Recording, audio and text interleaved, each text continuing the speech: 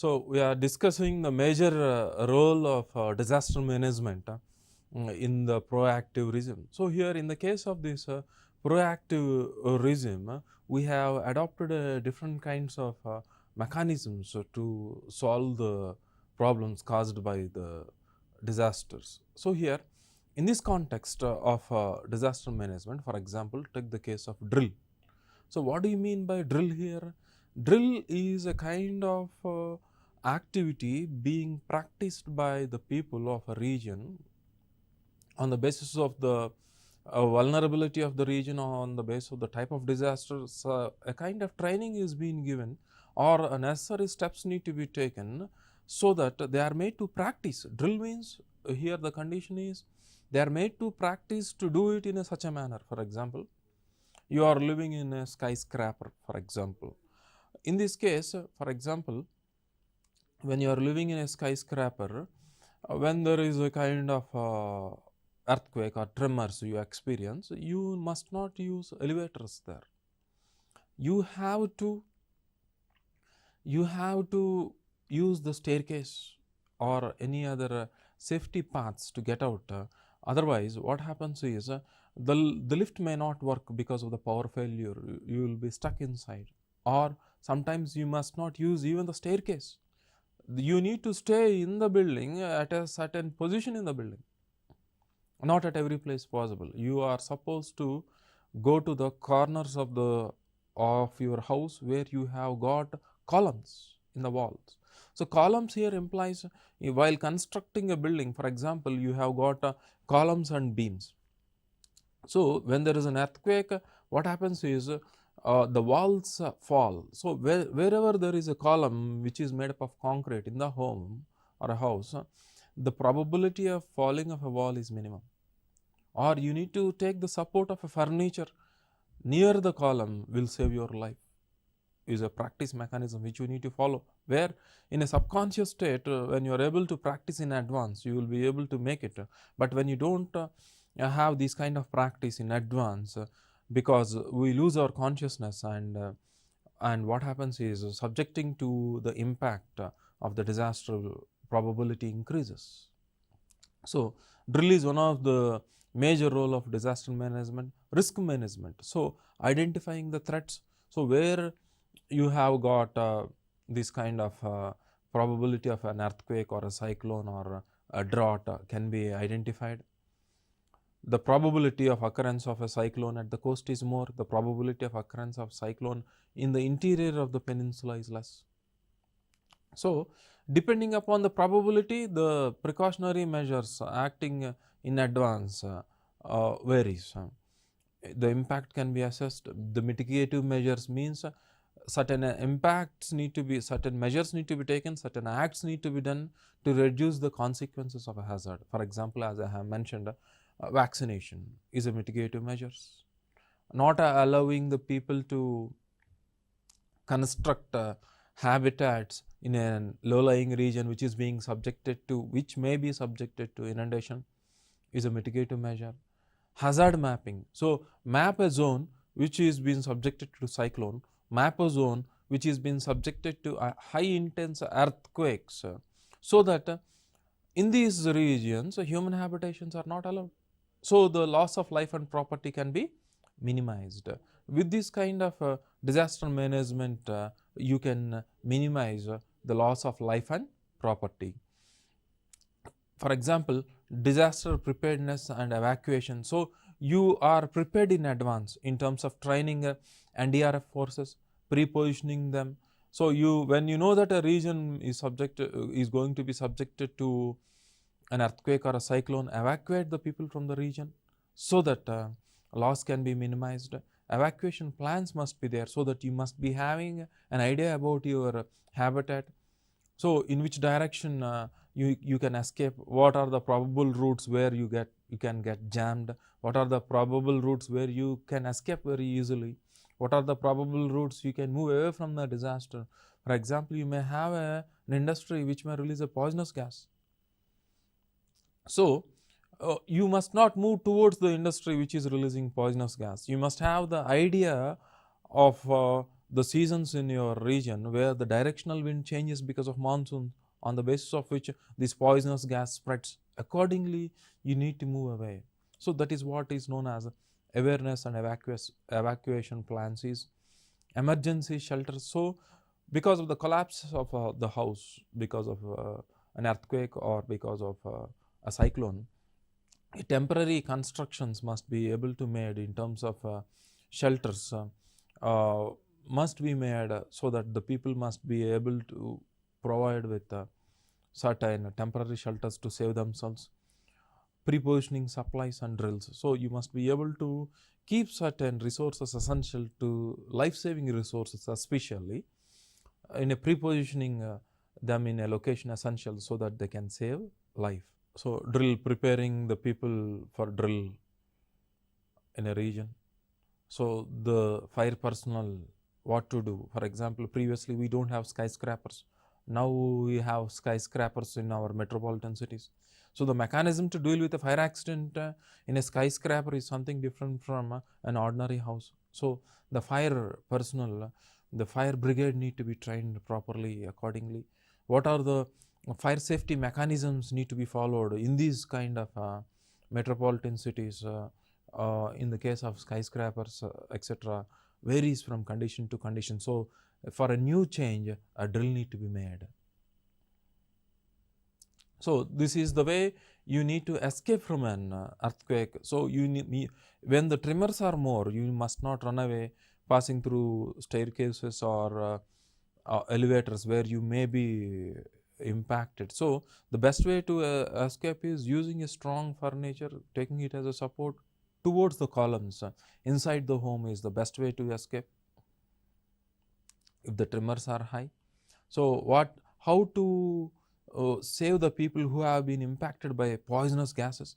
First, you must be able to save yourself. So you need to have certain gaskets to support yourself, life-saving breathing in mechanisms in terms of oxygen. And the way you need to carry the impacted people, there is a certain mechanism which you need to follow. So the oxygen cylinders, etc., need to be made in advance. So in the case of logistics, for example, in the case of a helicopter, how you need to get into an area, how you need to get down, must be practiced through drills to the NDRF forces. So these are all different drills practiced for different variant types of disasters. So how to carry cattle and animals is being practiced through a dummy animal in the drills. So next, the control of the events. So in the case of the control of the events means, for example, in the case of pandemic, the impact being caused by the first wave and the second wave is so huge, but when you relatively compare with the third wave, the impact is less. The reason behind it is you are able to anticipate it and you are able to take certain necessary steps in terms of migration of people. You have taken certain steps to have certain certificates, vaccination certificates, then only you are allowed to travel is a mechanism. So anticipation, so that you need to take booster doses, etc., is a kind of a anticipation mechanism. So we have anticipated the third wave, necessary steps being taken to avoid that. You have anticipated a drought, or we are in the case of, for example, in the Hyderabad, in our metropolitan city, the government has anticipated the inundation of the low-lying regions because of the cloud burst. So in advance, before the occurrence of the monsoons, the government has made necessary steps to avoid these kind of dangers which have been happened previously in the last couple of monsoons, to avoid loss of life. Drainage is being made clear, the manholes are being made perfect. So it is a kind of anticipation to avoid disaster, to avoid the loss of life and property. Preparedness, making the NDRF forces to place at certain locations, pre-positioning, making the vaccines, keeping the vaccines in advance, keeping the stockpiles of medicines is a preparedness. Having food storage in FCI godowns is a preparedness. Balanced response with effective leadership. Here the balanced response here implies that people who are vulnerable, irrespective of the race, caste, religion, or a political party, relatives or not.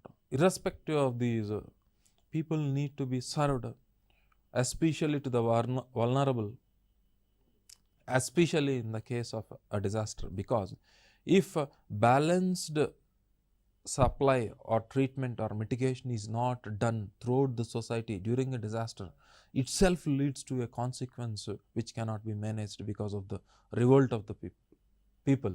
So, in this case, we need to tackle the situation on the basis of the intensity of vulnerability of the sections, so that we can avoid the retaliation of the people. Sometimes the law and order situation cannot be controlled when balanced response is not being given to the people who are vulnerable, irrespective of caste, creed and political party they belong to. Equity of assistance. So, everybody must be treated equally and assisted equally on the basis of vulnerability. More the people who are vulnerable, they must be concentrated more. That is what equity is, on the basis of the intensity of vulnerability of sections of people in terms of age, sex, region, territory, religion, etc. So, these NDRF forces are being trained in advance, explaining them how to tackle different variant types of disasters. The essential kind of kit you need to have in terms of basic essential requirements like the water, or for the purpose of communication, radio or a torch, or medicines or first aid kit, the batteries, where when you don't have the power, you may during night time for the purpose of visibility, certain basic essential required infrastructure, life-saving devices you must be able to have. So, there are 3 goals of a disaster plan. What are they? Keep employees safe, secure dangerous objects and chemicals. So, when you are in a habitat, when you are in an industry, there is possibility that there are certain explosives which may lead to further adding fuel to the fire, may cause a lot of damage. So, you must be able to identify certain conditions and you must be able to prevent those kind of accidents in advance and keep your business running. So, the thing is, for example, the kind of economic activity which is essential for the generation of resource and security must happen. Otherwise, what happens is it leads to a further more major disaster. For example, the intensity of lockdown duration being made in the first wave and the second wave, and relatively compared with the third wave, and now even though we are expecting some other waves, we are not thinking about lockdown. Why? Because when the essential activities need to be done in an economy which are essential for the survival of the society are must. When those are being arrested, the mere existence of the society itself will be questioned. So, there are certain activities which are essential, need to be run. For example, agriculture, defense, medical systems. These are certain basic essential aspects in an economy, need to be run. Otherwise, apart from the hazard, this stopping of these activities leads to major disasters. So, with this kind of scenario, which is a new normal need to be observed, where the activities need to be made continued in a new condition, is what keeping your business running is one of the main aims of a disaster management plan.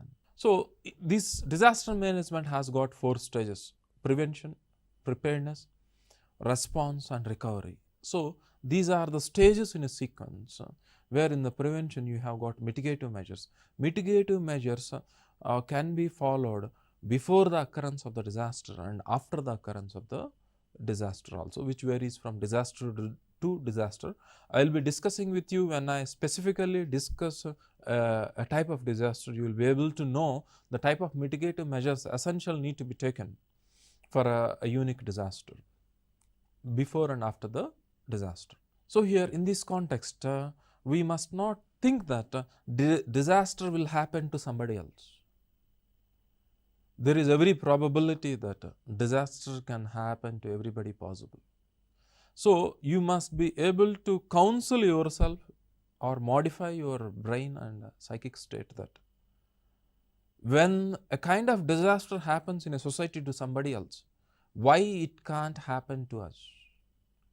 So, in this context, not to have a psychological shock, to recover fast, being prepared psychologically is much more important to make actions to recover more faster from a disaster is one of the major aspects of disaster management personally, because the reason behind it is this disaster management, when it is been considered, when we are made about when we are aware of the types of disasters, when we are being taught about disasters, we must not wait for some other NDRF forces or management to come and help us. So, we need to know a kind of mechanism to save ourselves first, because when you are waiting for somebody else to save, you may lose everything else. So, in this context, we need to be prepared psychologically, physically, storing the essential preparedness, resources, inventory and logistics. In every respect you must be able to think, because nature and man are unpredictable. Resource management is another aspect of disaster management. In this case of resource management, with the availability of scarce resource, maximization of their use must be the method of disaster management.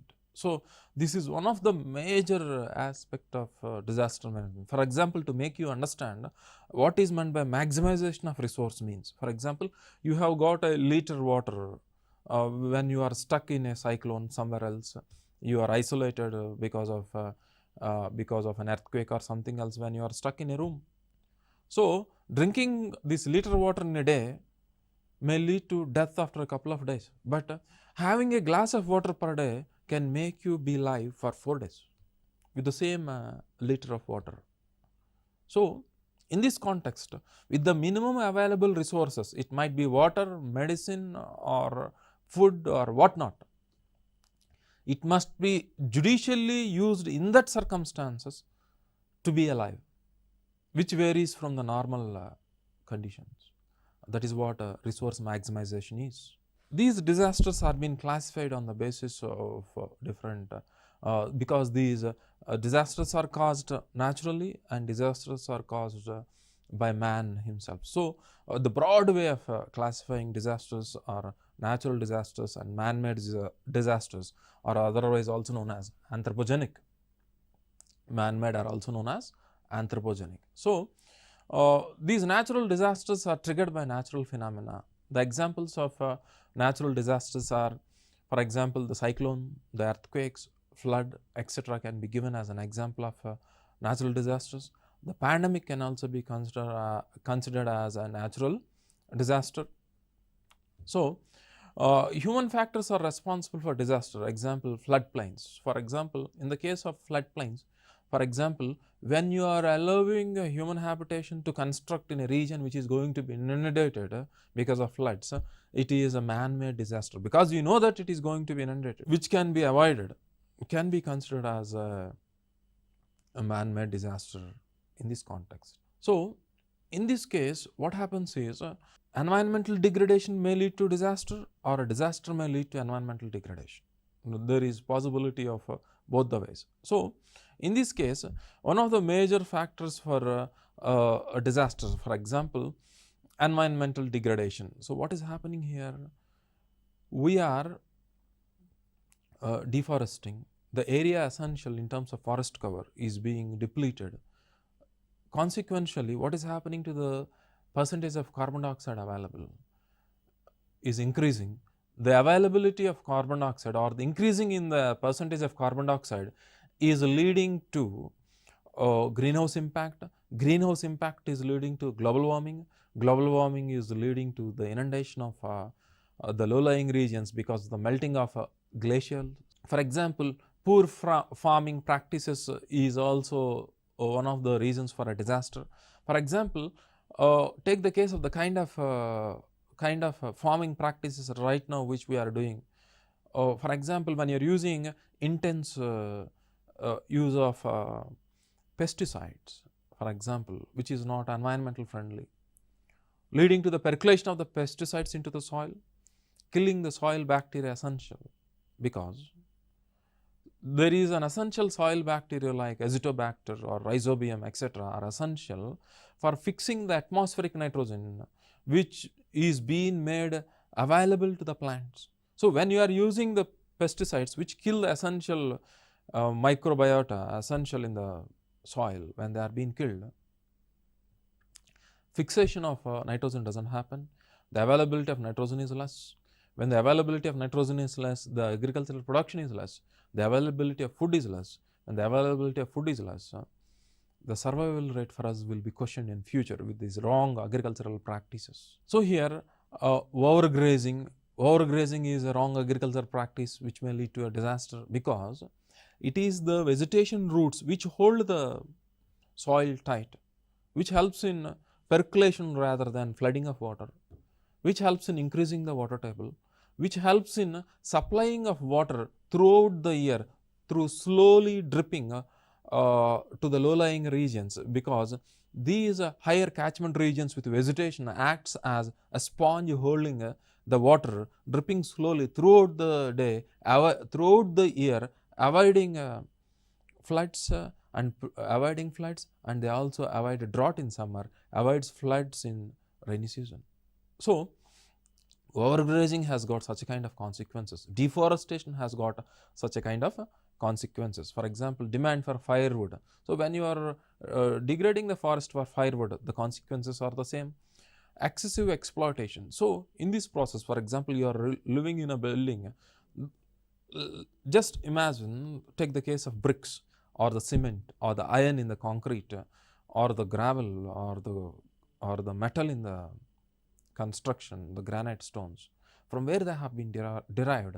They are been derived through the exploitation and quarrying of the territories, forests, etc. In this process, you are destructing the environment, causing to disasters. So, excessive exploitation is one of the reason, deforestation is one of the reason, erosion is one of the reason. So, when you don't have vegetation, the topsoil is being subjected to weathering and erosion. When topsoil is being subjected to weathering and erosion, it leads to loss of nutrition. For example, we in our body have got iron, calcium, potassium, magnesium, sodium, many different kinds of elements which are being derived from the soil by the plants. We are consuming the plants in terms of food, leafy vegetables, fruits, rice, wheat, etc., which are supplying these elements essential with which we are being constructed. So, the material with which we are being made itself gets reduced when the fertility of the soil is being impacted because of erosion. Next is siltation and flooding, because when the catchment region is being subjected to high amount of weathering and erosional activity, what happens is this fills the river valley. When the river valley is being silted by the deposition of weathered and eroded material, the volume of the river valley decreases, leading to flooding very easily, because when the river itself is being filled with this mud, the river overflows when it rains heavily, leading to flooding and disaster. These are all the different environmental degradational factors because of improper management of environment. The next aspect is the man-made disasters. In this classification of man-made disasters, one is armed conflict. So, the case, for example, the classic example of the man-made conflict right now, the world is being impacted because of the Ukraine war, for example, which has impacted the supply of petroleum to our country, which has impacted the supply of edible oil to our country, is leading to some other consequences in trade. So, this is an example of armed conflict which is leading to a disaster, which lead to the death of lakhs of people. So, here in this context, technological disasters, for example, if there is an improper management of an industry, or if there is an improper management of weapons, what happens is they may misfire. So, for example, when you have an incipient technology, for example, you are generating power with the help of with the help of thermal power. So, coal is the fossil fuel which is responsible for releasing greenhouse gases. So, when you are using this kind of technology where you are depending upon fossil fuel for the generation of power, it is leading to global warming, leading to destruction. But when you have adopted the technological capability of transforming to solar power or wind power which are sustainable, the disaster can be avoided, is another advantage with this kind of disaster management. For example, we are using right now chlorofluorocarbons for air conditioning. When you are able to find a substitute for chlorofluorocarbons, you can avoid ozone holes, so that impact of ultraviolet radiation can be reduced. Next is hazards in human settlements. So, here in the case of hazards in human settlements, for example, take the case of a buffer zone. When a buffer zone is not being made between industries and human habitations, or between ammunition industries and human habitations, it leads to disaster. A buffer zone is a region or a territory which is not allowed to human habitation, and this is being allowed to develop only green zones for the development of afforestation. What happens is, it has got a double-edged advantage where it is helpful in maintaining the environment, maintaining the essential forest cover. At the same time, it avoids the loss of life and property, because when there is a distance being maintained between these kind of industries which are dangerous and human habitations, by using buffer zones, destruction or loss of life and property can be avoided with buffer zones in the case of human settlements. So, another way of classification of disasters. Disasters are classified in another way. Previously, I have classified the disasters and I have given examples in terms of natural and man-made disasters. In other way, disasters are being classified. For example, a question can be asked in an examination to classify disasters in terms of man-made disasters and natural disasters. This is another mode of classification where they are being classified into endogenetic and exogenetic. So, there are certain factors which are responsible for a disaster which are being generated within the Earth's interior. For example, an earthquake is an endogenetic factor. Exogenetic means out of the layer of the Earth's topographical features, like for example hydrological or like the cyclone or meteorological drought. These are all considered as exogenetic factors which are responsible for disasters. Biotic means when living organisms are responsible for a disaster. When living organisms are responsible for a disaster, like microorganisms are considered as a biotic disaster. For example, the pandemic recently which we have experienced, the corona is an example of a biotic factor. A microbial like a virus is responsible for a disaster causing pandemic. So, it can be a plant or an animal or a microbe or considered as a biotic disaster. Anthropogenic includes which is caused by man, like for example chemical and biological explosions, warfare.